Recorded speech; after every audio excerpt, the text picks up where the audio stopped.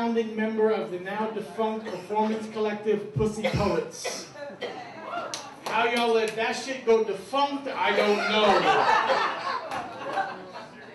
I would be a subscriber. She has been featured in anthologies including Aloud, Voices from the New Eurekan Poets Cafe, The Best Guide to the New Girl Order, The Best American Erotic Poems from 1800 to the Present. 1800. Erotic.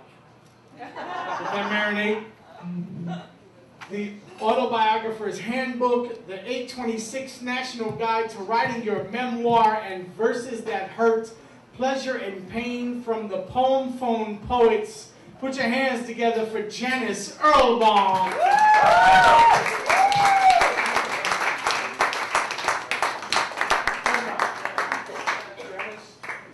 Janice is sick. She's not here tonight.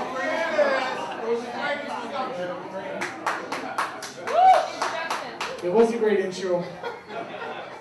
Mike told me that 10 minutes ago, after I had already prepared for the show. So, I mean, it was nothing I could do. I'm reading a list of people that I have to intro. I'm sorry. I want a pussy poem!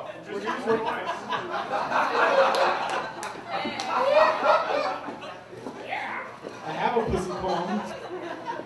Cut that from the video. You want me to call her and you could do the bio again? Shut up, Mike.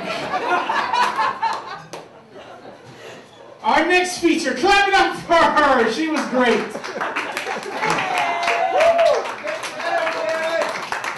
All right, seriously. In 1988, Miss Jennifer Blowdryer founded Smut Fests, a show that mixed sex workers performing their own material however they saw fit, along with some burlesque, some spoken word, and other ephemera. She took it on the road to London, Chicago, Hamburg, and Baltimore. She is currently working on a documentary called The 86th Project and an ebook called The Bitch's Guide to the Lower East Side. Together for Jennifer Blowdryer.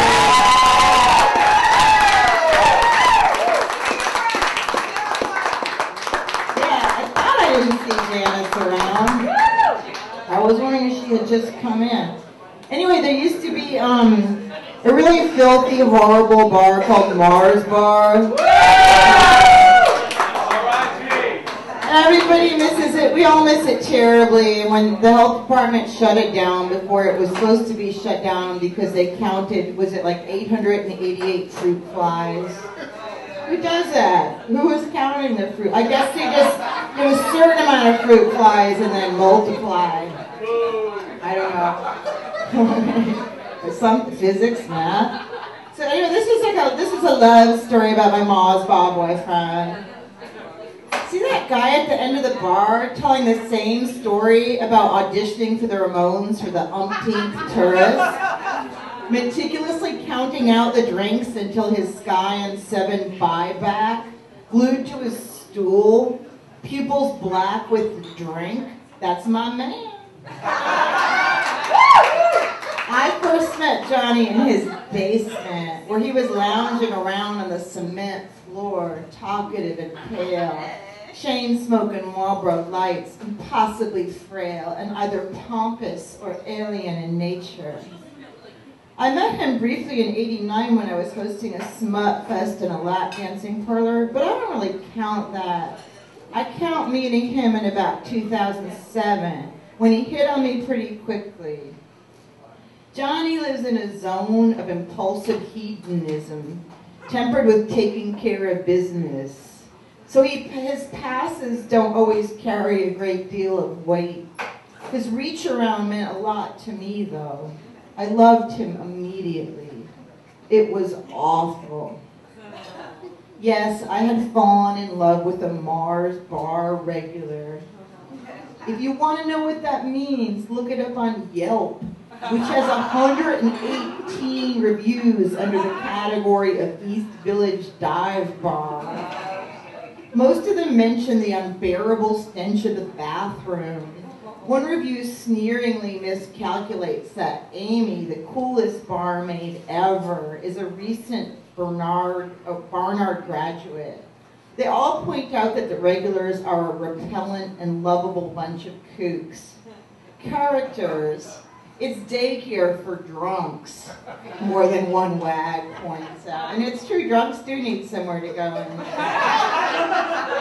You ever met anyone that, like, if you're lucky you haven't, but they have to wait? They know what bar opens up at 7 a.m., 8 a.m., 9 a.m. I'm comfortable with characters. Since I moved to New York in the 80s, the people I write about, know, and love have been colorful and underground, and now that things have flipped, the mainstream is crude and vital, and the counterculture is relatively genteel. The underground is safer, at least for me. Johnny, though, like the Johnnies of song and screen, is not so safe.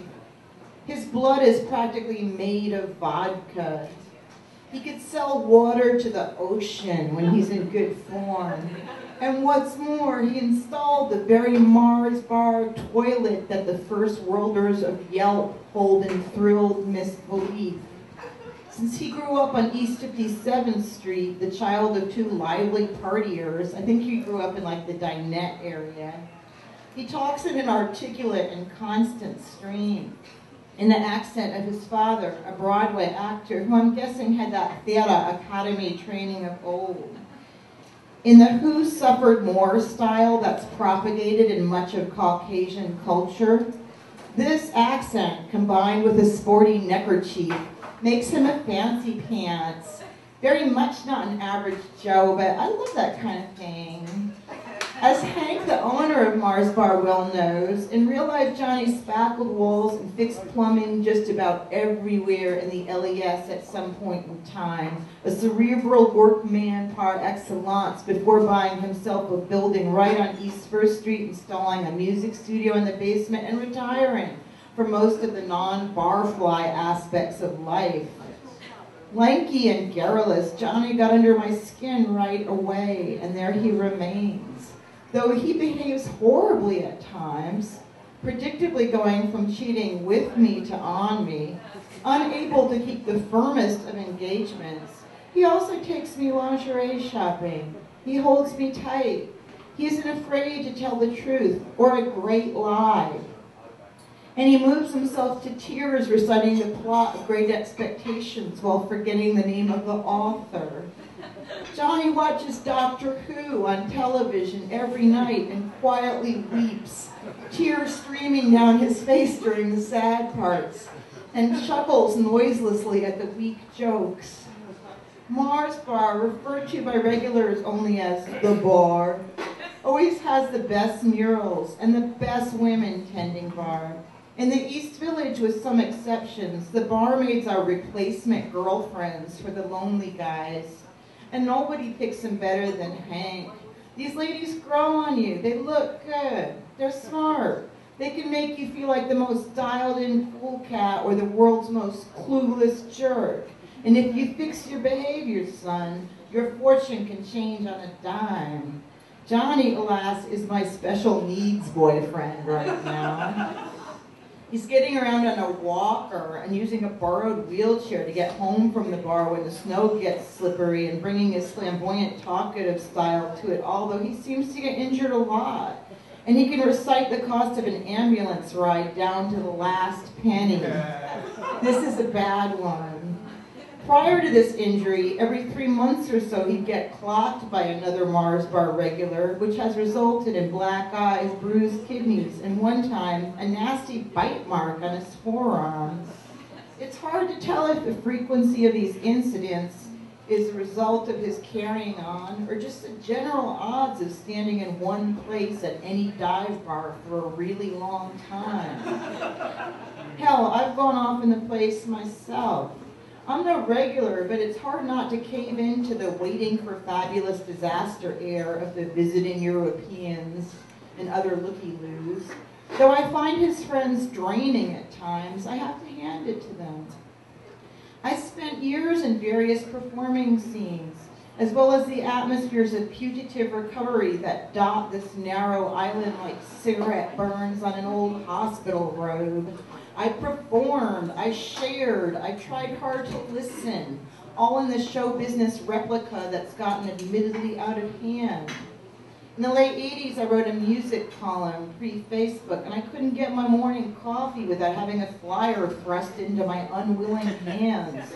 I've seen people around for 20 years who've never interacted with me beyond informing me of their latest little spin on the stage, and to be fair, vice versa. When Johnny broke his hip, play fighting with Johnny Bazaar, Hamlet cooked him plates of seafood and sausage stew. Billy lent him his wife's wheelchair, and Hank, with whom he's had a tempestuous past, hectored him to take care of herself. And I don't got it like that.